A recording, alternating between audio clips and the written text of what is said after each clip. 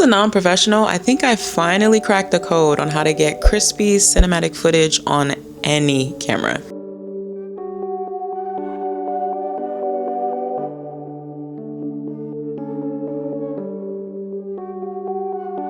Instead of just dropping my settings, I'm going to show you what each one means so that you can master any camera in any environment and get the footage that you want every time. And I've had a lot of trial and error on my DJI Osmo Action 5 right here, as well as my DJI Osmo Pocket 3. Even this camera that I'm shooting with right now, which is my Sony Alpha 6400. Also my Canon R50 that I vlog with as well. So I am a firm believer in any camera can be cinematic as long as you understand light, exposure, and color.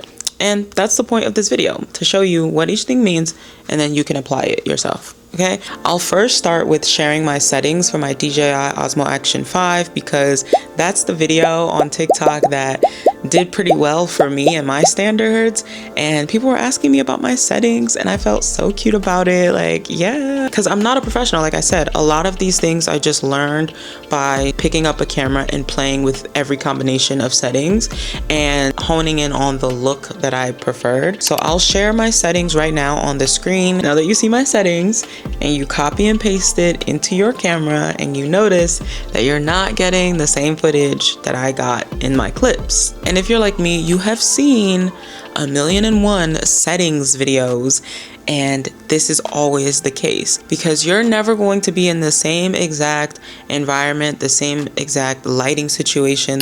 Let's first start with resolution and frame rate. I think we've all heard 4K, you have to shoot in 4K, 24 frames per second. Yes, you should. I think for me, most of the time, I stick between 24 frames per second and 30 frames per second with 4K resolution. You get the most cinematic, most natural looking motion. That is what they call the cinematic standard. Oh my God, I kept hearing that phrase, but I guess it explains it. So frames per second really refers to the motion, the natural looking motion of your footage. So that's how many photos are in a second, because essentially what you're looking at in a video is a bunch of photos. Kind of like stop motion. It's a bunch of photos streamlined together for you to get the seamless video. So if you know you're going to eventually slow down your footage and get like that cool slow motion, then you should shoot 60 frames per second, right? That's the most natural, like slow motion looking. I mean, you can get lower than that. Sometimes the footage does look a little fuzzy, but it looks more dreamy. I don't really ever slow down my footage, to be honest. So I stick to 4K 24 frames or 34 frames per second. The next setting that also refers to motion is your shutter speed.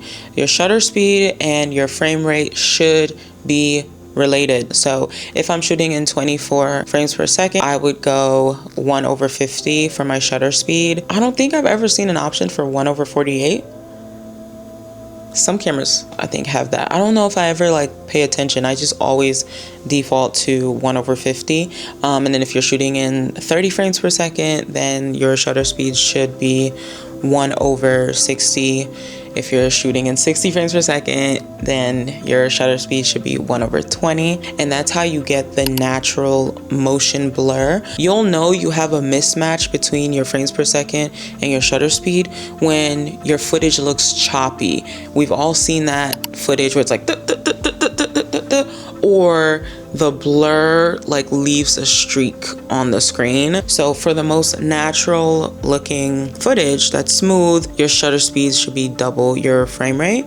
Whew, okay, now we're gonna get to lighting. One of my favorite settings is ISO. I play with the ISO a lot. I don't know what it is. I think it's because the season is changing. It's fall, winter is coming, and I like that moody kind of contrasty footage. So I like to get my ISO as low as possible. So with the Action 5, the lowest range on here is 100 to 800. I only go up to 32. ISO really affects the brightness and the grain factor to your footage, and it's what controls your camera's sensitivity to light. So if you're in a brighter environment, you want to lower your ISO so that it's not too blown out. But if you're in a dark setting, you want to turn up your ISO, and that will brighten up your footage. The problem with that is the higher your ISO, the more grain you have. And some people like grainy footage. I know I'm that type of person. Sometimes I do like a little bit of grain, but it's up to your discretion, the type of mood you're trying to set. I tend to go lower in my ISO these days. I like it toned down a little bit. I don't like it overly bright.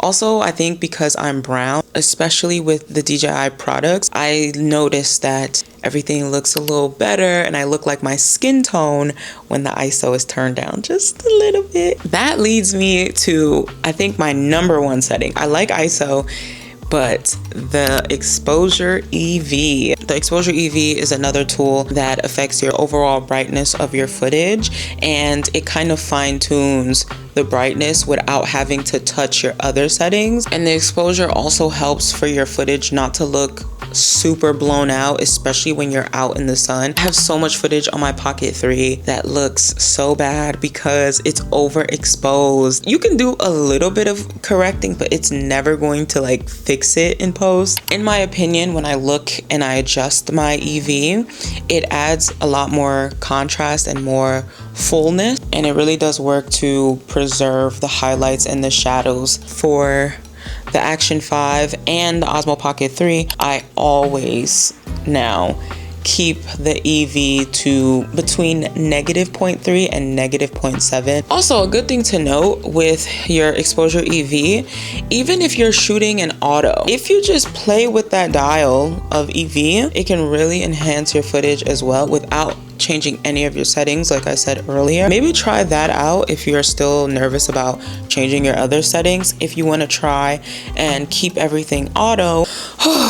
Now, let's get into white balance. Now, white balance, we're getting into the color story of your footage. White balance refers to sunlight. It is what makes your footage look more yellow or more green, blue. I think even when I used to keep everything pretty much the same in auto, I would always play with the white balance. Depending on the camera you're using, you probably already have preset settings in different environments built into the camera. Like I'm shooting with the Sony Alpha, you have the option to change if it's a cloudy day, sunny day, if you're indoors. So you'll see in your camera, the numbers will be in Kelvin, which is a temperature measurement. The higher your white balance number, the Kelvin, the warmer your footage is gonna look. So if you want your footage to be more brown and yellow, then you would go higher. And if you want your footage to look more cool, you'll go with a lower Kelvin and you'll get that bluish green look. I would say never leave your white balance to auto. Never use auto white balance. If you're like me, you've noticed that you will literally like turn this way and turn that way, and it auto adjusts your white balance from like green, blue to just a warm color in the middle of you shooting. Keep it manual so that you can set the tone. Literally. Another color setting is your color profile. Now let's talk about D-Log. I've had so many cameras throughout the years, and it wasn't until I got a DJI product that I even heard the term D-Log. Yeah, so I don't even know if it's available in like other cameras, but I do know for my DJI Osmo Pocket 3 was when I first played with the idea of D-Log, and I didn't know what the F I was doing.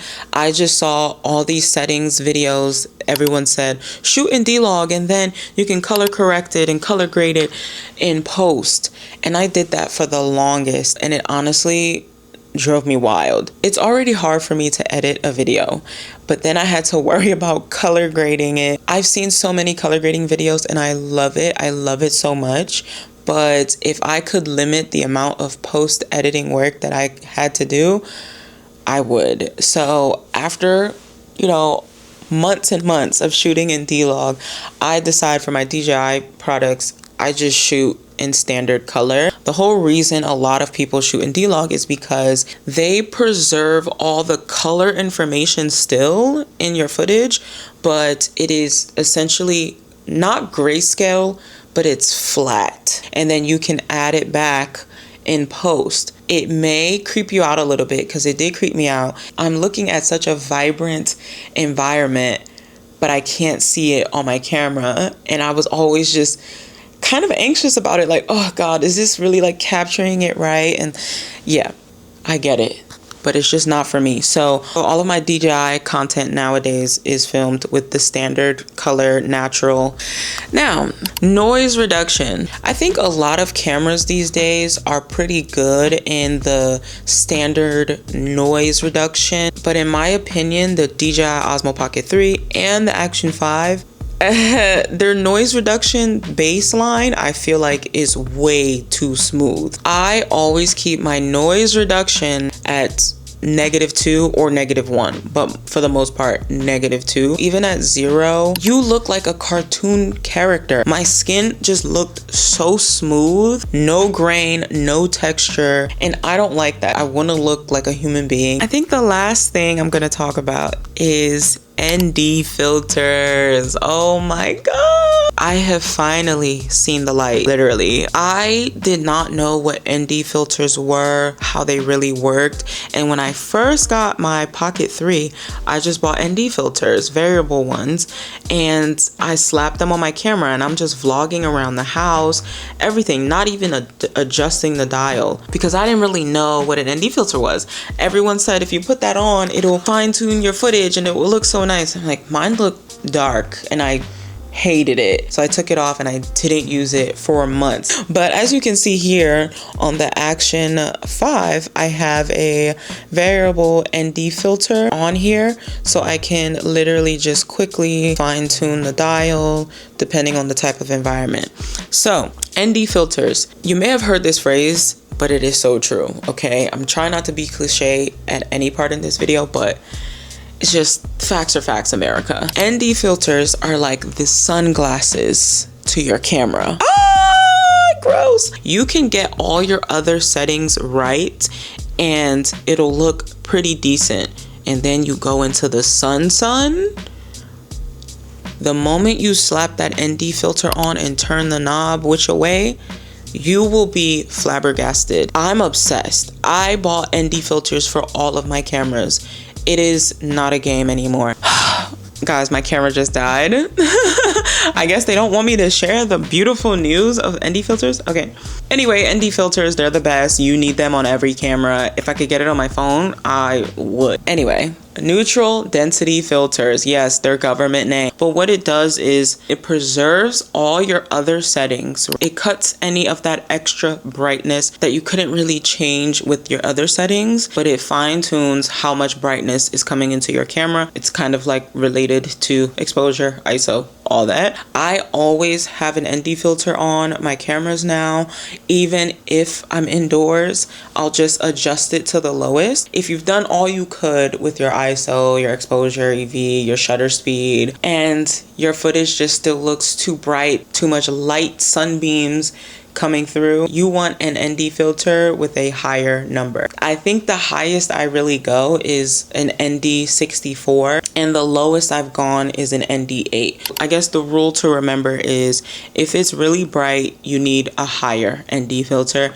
If it's like cloudy, overcast, you can go for ND 8. I think I've seen ND4s before. So that's pretty much it. These type of videos are cool to have for you to reference, but if you really want to get into it, you just have to pick up your camera and go out, go in, and play with your camera, but still using the philosophies and the knowledge that you have for why you're changing those settings. So now that you know what each setting means, you can go ahead and get perfect cinematic footage on any camera in any environment. If this video helps you in any way, be sure to leave me a like and a comment, share this video, subscribe, get into my content, please. I'm trying out here.